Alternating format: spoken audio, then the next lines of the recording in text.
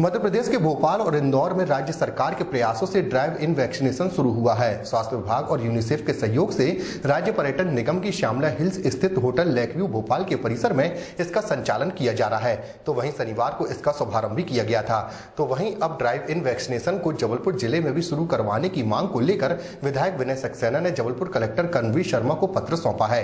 पत्र सौंपते हुए उन्होंने बताया कि जबलपुर जिले में इसकी व्यवस्था हेतु विजयनगर स्थित JDA की योजना क्रमांक 41 का खाली पड़ा हुआ क्षेत्र के साथ साथ उखरी से बल्देबाग रोड में दाएं तरफ खाली पड़े स्थानों को उपयुक्त बताया गया है। इस व्यवस्था से लोग बिना किसी अन्य व्यक्तियों के संपर्क में आए वैक्सीन लगवा सकते हैं। साथ ही उन्हें अपने 4 पहिया वाहन में इंतजार करने से उन्हें कोई समस्या नहीं होगी। यह सुविधा बुजुर्गों के लिए बेहद लाभदायक होगी।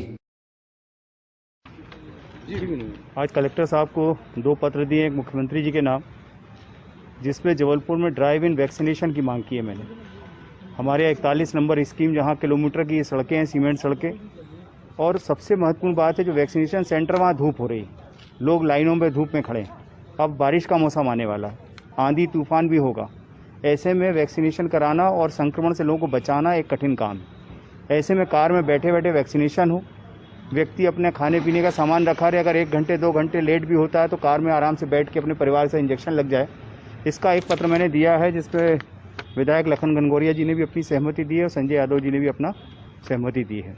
कलेक्टर साहब को हमने 3 और लखन भाई ने अपने 3 सुझाव दिए हैं, जिसमें 41 नंबर स्कीम है, MR4 के पास एक गार्डन है, वहाँ का दिया है। एक मैंने कहा है कि अग्रवाल मंडपम या अग्रवाल बारात घर, ये चारों स्पॉट ऐसे हैं जहाँ पे सैकड़ों की संख्या में लाइन लगेगी लेकिन ट्रैफिक जाम नहीं होगा। हर नाम की चीज़, सिस्टम नाम की चीज़ कहीं दिख नहीं रही थी।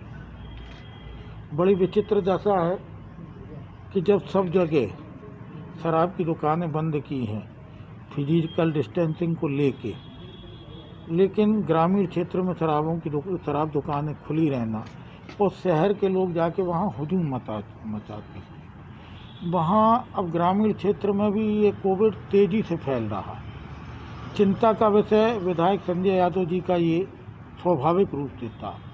कल इनने इस संदर्भ में अधिकारियों को बताया भी कि कम से कम वो दुकानें भी बंद कर दी जाएं।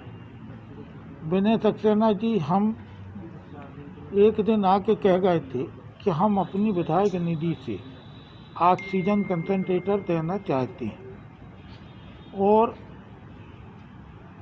पूरी की पूरी राशि हम लोग इस समय कोविड काल में उपयोग करना चाहते। राशि आ गई है, लेटर देने के बावजूद अभी उस पर कोई कार्रवाई नहीं हुई थी। एक बड़ा इशू हम तीनों का था कि देखने में ये आ रहा कि अस्पताल प्रबंधन कहीं ना कहीं आपदा में भी अवसर खोज रहा है और इसके चलते हो ये रहा है कि जो CGHS कार्डधारी थे उनको कोविड की इस बीमारी से दूर रखा जा रहा है। पिछली बैठक में जब प्रभारी मंत्री जी आए थे तब भी हम लोगों ने इस बात को उठाया था कि CGHS कार्ड और आयुष्मान कार्डधारियों को, आयुष्मान में चिन्हित बीमारी हैं, उन बीमारी में कोविड को भी जोड़ा जाए।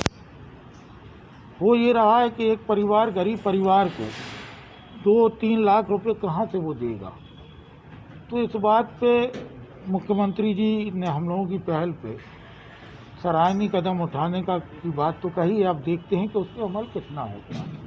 आज उस बात पे भी डिस्कशन, एक बेहद महत्वपूर्ण मसला था वैक्सीनेशन का, क्योंकि हम लोग भी शासन के दायरे को जानते हैं। विनय सक्सेना जी ने उस समय कहा था, हमने कहा था, संजय यादव भी थे, प्रभारी मंत्री जी थे, कि हम अपने अपने विधायक निधि से 50-50 लाख रुपए वैक्सीनेशन के लिए दे रहे हैं। शासन की कुछ परेशानी होंगी, उन्होंने उस बात को नहीं माना, लेकिन वैक्सीनेशन जहां चल रहा है उसका राजनीतिकरण ना हो, उसका राजनीतिकरण ना हो और परेशानी भी ना हो। लोग अपनी गाड़ी से बगैर भीड़ किए गाड़ी पर बैठे बैठे भी वैक्सीनेशन का फ़ायदा उठा सकें। ऐसे कम से कम 7-8 स्थल विधायक विनय सक्सेना जी ने भी चिन्हित कराए हैं। 4-5 स्थल हमने अपनी विधानसभा के चिन्हित कराए हैं, 3 स्थल। तो ये आज की बैठक का सबसे बड़ा, और ऐसे क्षेत्र जो वास्तव में सरकार की बिल्डिंगें हैं, और अच्छा खुला एरिया है, उनका उपयोग हम कर सकते हैं। बजाय भीड़ लगाने के सोशल डिस्टेंसिंग का भी पालन हो जाए और ड्राइव वैक्सीन जो कॉन्सेप्ट है और जो इंदौर और भोपाल में चल रहा ऑलरेडी, उसी तर्ज पे जबलपुर में भी चालू किया जाए। ये 4-5 इशू थे और हम लोगों की अपेक्षा ये थी कि बगैर राजनीतिक दबाव के ये आपदा सबके साथ और सबका नैतिक कर्तव्य है, सबका धर्म है कि इसमें सब बगैर राजनीतिक माइलेज उठाए, एक परोपकार से काम करें और शासन की भी पारदर्शिता और निष्पक्षता बनी रहे। लखन भैया, क्या अधिकारी नहीं मान रहे हैं, क्या नहीं सुन रहे हैं आप? अधिकारियों के ऊपर एक अनैतिक दबाव, ऐसा दबाव कि अधिकारी चाहे के भी करने की जो कोशिश करना चाहे तो कर नहीं पा रहा है। एक मुख्य वजह ये है, होता ये है कि यहीं पे प्रभारी मंत्री हम चारों विधायक पे कह देते हैं कि वॉलमार्ट में या कहीं भी जहाँ भी ये सेंटर कोविड के सेंटर बन रहे हैं वहाँ सबको लेके चलेंगे, लेकिन अपने लोगों के साथ लेके निकल जाती है। अब मजबूरी जिला प्रशासन के अधिकारियों की कि उनको भी साथ में जाना पड़ता है। तो पारदर्शिता, निष्पक्षता जो बड़ा है उसको पहल करना पड़ेगी, जो सत्ता में उसको पहल करना पड़ेगी कि हम पारदर्शी और निष्पक्ष दिखें। हम लोगों के ये सारे मुद्दे तो नहीं हैं, लेकिन हम लोगों की यदि नहीं सुनी जाएगी, हम लोग चुने हुए जनप्रतिनिधि हैं, तो सत्याग्रह हमारे पास सबसे अच्छा रास्ता है।